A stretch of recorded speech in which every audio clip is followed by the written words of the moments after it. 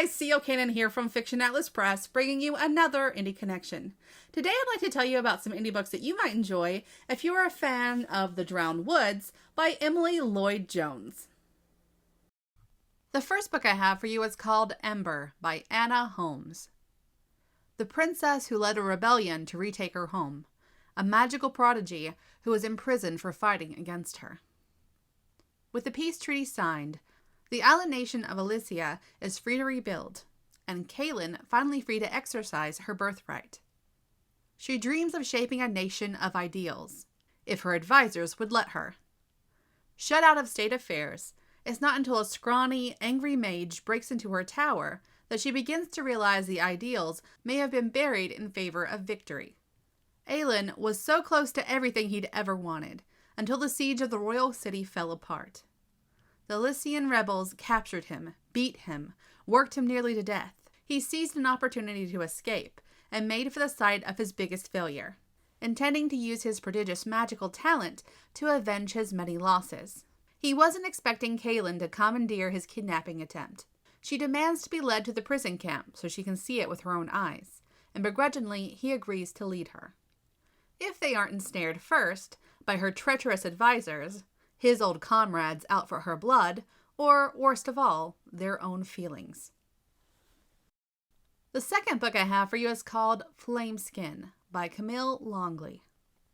To be born a flame skin is to be born with fire in your heart and desolation at your fingertips. Flame skins are born to be shunned and hated, enslaved or killed. It is fire that runs through their veins, not blood, and the demons inside them will always whisper death in their ears. All of them succumb to the lies of the fire in the end, to become creatures of burning and malice. Enslaved as a child, Flameskin Lark has been forced to use her fire to smuggle goods across the sunken sea. She has resisted the whisperings of the flames all her life, but her time is running out. When a smuggling job goes wrong, she is abandoned by her slaver to be killed or captured. She is given a chance for freedom, but it comes at a steep price. Her journey to freedom will take her to her homeland, a place she is not welcome and where she'll be killed if discovered.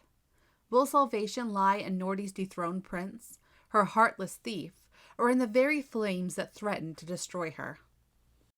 The third book I have for you is called Ina of Elbria by Megan O. Russell. Ina never hoped for a peaceful life. She never dreamed she'd become a killer either.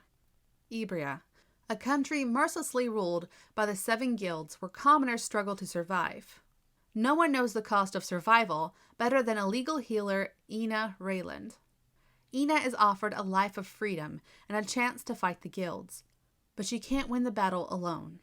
A myth to guide her journey, a brother she thought she'd lost, a ghost to steal her fear, a man to steal her heart, an impossible enemy, a hope for freedom. Ina is the only one with a chance of fighting the guilds, if she can survive long enough to try. And the last book I have for you is called The Hush by Skye Melki-Wegner. A fiddle-playing teenager in search of his father is drawn into a strange world and an outlaw's plan for vengeance in this fantasy adventure. Chester has taken to the road, traveling from village to village, desperately searching for his father, who has disappeared. One night, while fiddling to earn a few coins, he accidentally connects to the song, the music that fuels every aspect of the world, and that is illegal for him to interact with. He's caught and sentenced to death for his crime. Only a licensed song shaper can bend music to his will. But someone in the crowd, a member of the infamous Nightfall Gang, stages a daring rescue and whisks Chester into the Hush, a shadowy nightmare mirror world where music can be deadly and echoes can kill. Susanna, the captain of the Nightfall Gang, has been watching Chester.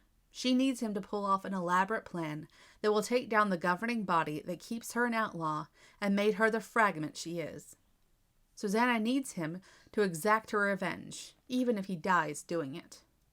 Okay, that's all for me this week. I'll see you next week on the Indie Connection. Bye.